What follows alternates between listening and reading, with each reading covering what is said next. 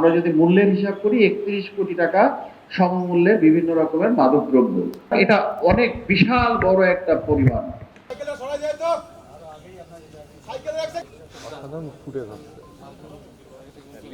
গাঁজা যেটা আছে এটা ১ কেজি গাঁজা তারা ১৩০০ থেকে ১৫০০ টাকায় পাশের দেশ থেকে কিনে নিয়ে আসে এবং প্রকার ভেদে এই গাঁজা তারা ২০ থেকে ৩০,০০০ টাকা পার কেজিতে সেল করে।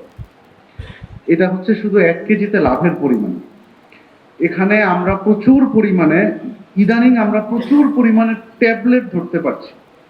এই ট্যাবলেটগুলি ম্যাক্সিমামেরই ডেট নাই এবং এক একটা ট্যাবলেট তারা ৫০ পয়সা করে দরে কিনে আনে এবং আমাদের দেশে নতুন করে প্যাকেট করে প্রত্যেকটা ট্যাবলেট মিনিমাম ৩০০ টাকা করে বিক্রি করে। সো ৫০ পয়সা দিয়ে কেনা আর ৩০০ টাকায় বিক্রি করা এই লাভ অন্য কোনো কিছু দিয়ে কাভার করা সম্ভব না। আরেকটা প্রশ্ন প্রায় বিজিবিকে করা হয়ে থাকে যে আমরা আসামিবিহীন আমাদের ম্যাক্সিমাম কেন হয়। এটা আমরা যারা সীমান্ত এলাকায় যারা দায়িত্বে থাকি তারা প্রসিডিউরটা জানি। এরা কখনো একেবারে ক্যারি করে বর্ডার দিয়ে ক্রস করে মাদক নিয়ে আসে না। এদের ক্যারিয়াররা মাদকটা নিয়ে এসে বর্ডার এলাকায় যে কৃষি জমি আছে সেখানে গর্ত করে রেখে যায়। যখন তারা সুযোগ পায় তখন গিয়ে সেখান থেকে নিয়ে আসে, বিকজ একবারে যদি ক্যারি করে আনে রাস্তাটা লম্বা হয়, এরা ধরা পড়ে যায়।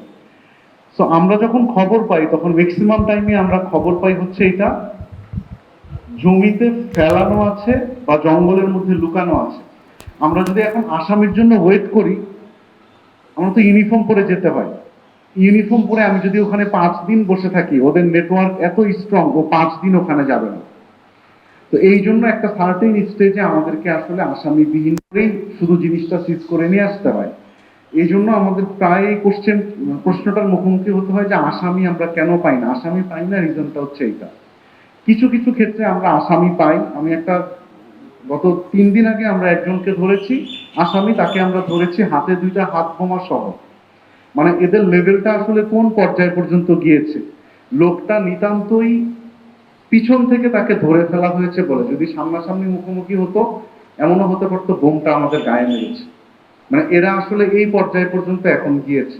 আমাদের এই অনুষ্ঠানটা আয়োজনের একটা উদ্দেশ্য থাকে, কেন আমরা এই মাদকটা আমরা সব সংস্থাকে আমন্ত্রণ করে সাংবাদিকদেরকে নিয়ে এই আসামিবিহীন যে মাদকদ্রব্যগুলো আমরা জব্দ করলাম, এগুলাকে কেন আমরা অনুষ্ঠান করে ধ্বংস করছি। এমনিতেও তো করা যেতে পারতো, তাই না? এটা একটা অন্যতম উদ্দেশ্য হচ্ছে যাতে করে আমাদের এই যে সকল সংস্থার মধ্যে একটা আত্মবিশ্বাস জন্মায় এবং আমাদের মধ্যে সমন্বয়টা আরো বেশি হয় ভবিষ্যতের জন্য। আমরা যেন প্রত্যেকটা সংস্থাই বুঝি, এখানে যারা উপস্থিত আছে শুধু বিজিবি না, এছাড়াও অন্যান্য সংস্থার সকলেও যেন উপলব্ধি করতে পারে যে কি পরিমাণ মাদক দেশের মধ্যে অন্তর্মুখী চালান হিসেবে আসে বা আসতে পারে। আমরা এটা ধরেছি যে আপনারা যেটা দেখবেন একটু পরে, এটা হচ্ছে আসামিবিহীন, আসামি সহ ধরা হয়। শুধুমাত্র কুষ্টিয়া ব্যাটালিয়নের দায়িত্বপূর্ণ এলাকাতেই আমরা এই পরিমাণ, যেটা আমরা যদি মূল্যের হিসাব করি ৩১ কোটি টাকা সমমূল্যে বিভিন্ন রকমের মাদক দ্রব্য। এটা অনেক বিশাল বড় একটা পরিমাণ, যে পরিমাণটা আমাদের শুধু এই একটা ব্যাটালিয়নে জব্দকৃত যে মাদকদ্রব্য, এটা দেখে একটু একটা ধারণা করা যায়। আমি যেটা বলতে চাচ্ছিলাম যে এটা আশা বন্ধ করতে হবে। সেকেন্ড হচ্ছে যে যদি না আসতে পারে, এই মাদকদ্রব্যগুলো যদি না আসে তাহলে মাদকাসক্ত কাউকে পাওয়া যাবে না। আবার একই সাথে এই বন্ধ করেই আসবে, তারপরে হয়তো সামান্য কিছু আসবে, তাহলে নেক্সট পর্যায়ে আমাদের সচেতনতা বৃদ্ধি করতে হবে। আমরা যারা উপস্থিত আছি, আমাদের পরিবারের কেউ যেন মাদকাসক্ত না হয়। আমাদের বিজিবির একটা প্রাত্যহিক আমরা যে দায়িত্ব পালন করি যে সীমান্তবর্তী এলাকায়, এটা হচ্ছে সচেতনতা বৃদ্ধির জন্য আমরা অ্যাওয়ারনেস প্রোগ্রাম করি। এটা প্রতিনিয়ত। মহান আল্লাহ তাআলা আমাদের সহায় হন, আমরা এই মাদকের অভিশাপ থেকে আমাদের পরিবার, আমাদের সমাজ, আমাদের দেশ যেন মুক্তি পায়, আমরা যেন মুক্ত রাখতে পারি। আল্লাহ তাআলার কাছে এই সাহায্য চাচ্ছি। একই সাথে আমরাও যেন সকলে সমন্বিতভাবে আমরা যেন এই মাদক বিরোধী কার্যক্রমটা আরো জোরদার করতে পারি ভবিষ্যতে। আমাদের এই অপারেশনের ক্ষেত্রে আমরা অনেক ধরনের চ্যালেঞ্জ ফেস করি। আপনারা হয়তো কেউ কেউ অবগত আছেন যে সীমান্ত এলাকাতে আমাদের ক্যাম্প বৃদ্ধি করার চেষ্টা করছি আমরা। ব্যাটালিয়ানও বৃদ্ধি করার চেষ্টা করছি। আমরা যদি এগুলো বৃদ্ধি করতে পারি, ক্যাম্পের পরিমাণ যদি বাড়াতে পারি, তাহলে এই মাদক আটকের সংখ্যা আরো বাড়বে আশা করা যাচ্ছে। এছাড়া এই ক্যাম্পগুলোর সক্ষমতা বৃদ্ধি করার জন্য প্রতিনিয়ত প্রশিক্ষণ দিয়ে দিচ্ছি এবং এই ক্যাম্প বৃদ্ধি করার জন্য আমাদের জায়গা প্রয়োজন, আরো এই জায়গার অনুসন্ধান আমরা করছি। আশা করি আপনাদের সহযোগিতায়, সকল সরকারি অন্যান্য সংস্থা যারা সেবা সংস্থা আছেন তাদের সহযোগিতায় আমরা এটা বৃদ্ধি করতে সক্ষম হব। তখন আমাদের এই পরিমাণটা আরো বৃদ্ধি পাবে এবং অন্তত আমাদের এই সীমান্ত এলাকা দিয়ে মাদকের যে প্রবাহটা, অবৈধ পথে যে মাদক আসছে, এগুলা একটা নিয়ন্ত্রণের মধ্যে আমরা আরো গভীরভাবে নিয়ন্ত্রণ আমরা এর মধ্যে প্রতিষ্ঠা করতে পারবো। আইন শৃঙ্খলা বাহিনী যেটা করে সেটা হলো প্রোটেকশন, যেমন বিজিবি করতেছে, এখানে পুলিশের যারা সদস্য আছে তারা করতেছে, মাদকেরও নিজস্ব কিছু ক্যাম্পেইন আছে, আর সাথে কিন্তু আমাদের মোবাইল কোর্টও থাকে। তারপরেও দেখা যায় হলো হচ্ছে যে আমরা কাঙ্ক্ষিত পর্যায়ে এটা যেতে পারতেছে না। তো আমি কাউকে আলাদাভাবে দোষারোপ করতে চাই না, আমি বলতে চাই হলো হচ্ছে যে গত 12ই ফেব্রুয়ারি যে ইলেকশন হয়েছে, আমরা নতুন একটি সরকার পেয়েছি, আমরা আশাবাদী যে আমরা ভালো কিছু করতে পারবো। তো কিন্তু সকলের সহযোগিতা চাই, এককভাবে কোনো কিছু সম্ভব না, না বিজেপির পক্ষে সম্ভব, না পুলিশের পক্ষে সম্ভব, না আমার পক্ষে সম্ভব, না অন্যান্য বাহিনীর পক্ষে সম্ভব।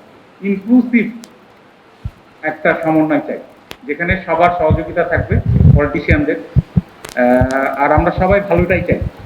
আর আরেকটা সুবিধা হচ্ছে যে এটা তো মুসলিম প্রধান কান্ট্রি। আমার যিনি ছিলেন ধর্মীয় শিক্ষক, উনি কিন্তু যে আয়াতটা করেছেন সেটা কিন্তু কোরআন শরীফ থেকে করছেন, এবং কোরআন শরীফের প্রথমে কিন্তু বলা আছে হলো হচ্ছে যে আপনার মাদকের যে ব্যবহারটা, সেটা বলা আছে যে আপনার একটু নামাজ হবে না, এটা হারাম। স্মোকিংটা তাও মাকরুর পর্যায়ে করে, কিন্তু তারপর নিষেধ করা আছে। কিন্তু মাদকের বিষয়ে কিন্তু কঠোর অবস্থানে আছে ইসলাম। তো আমার মনে হয় হলো হচ্ছে যে আমাদের ইসলামিক ফাউন্ডেশনের মাধ্যমে আমরা প্রচার করতে পারি, কারণ কেউ প্রতিদিন নামাজ না করলেও কিন্তু শুক্রবারের জুম্মার নামাজটা কিন্তু অবশ্যই পড়ে। তো জুম্মার নামাজ আমি সবসময় বলি হলো যে আমার প্রচারণটা বড় অংশ।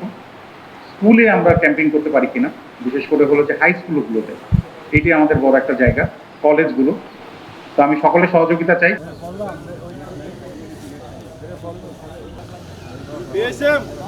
ওই পাতাগুলো একটু ঝাড়ু দাও। যদি সোহাগের কে গত বছর কিন্তু এগুলো কিছু ছিল।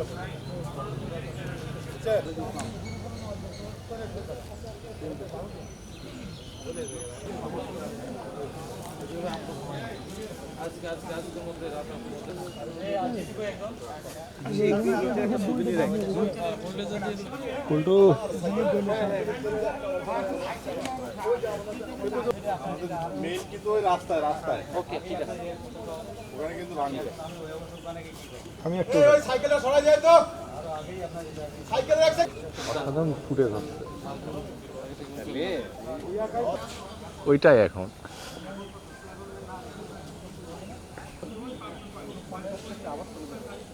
না আমার মোবাইল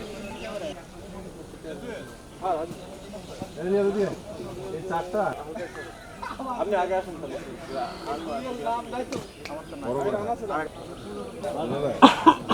ছবি নেই, ছবি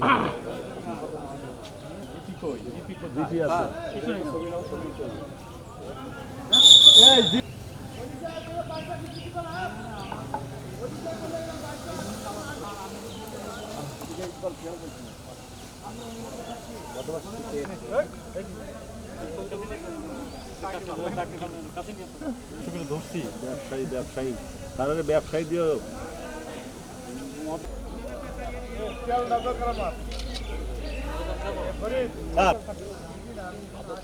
রবিন স্টপ।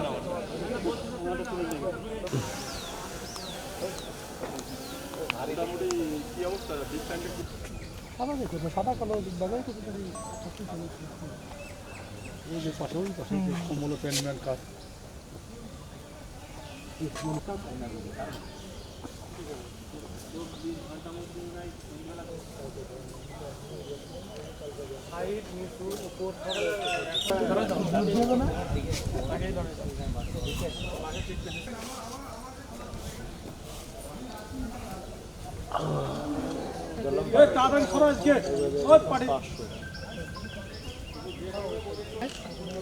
আমার ধরা আমার কেন আমার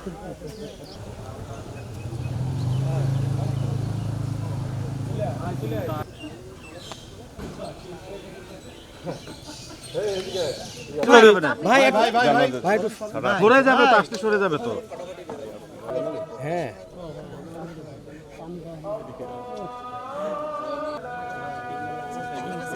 এই সেতু একটু হাতটা সরাও তো, বেকার করে দিচ্ছে হাত ভাই।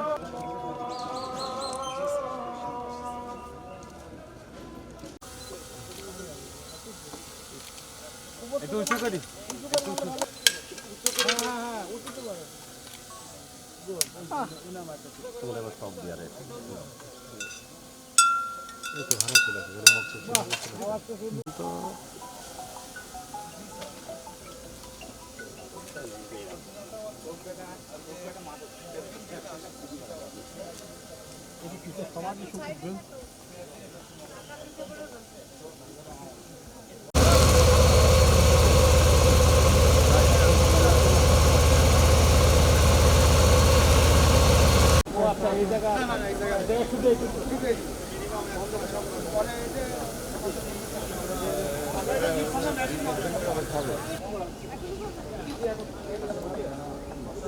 আপনাদের সবার জন্য চা চক্রের ব্যবস্থা আছে, প্লিজ।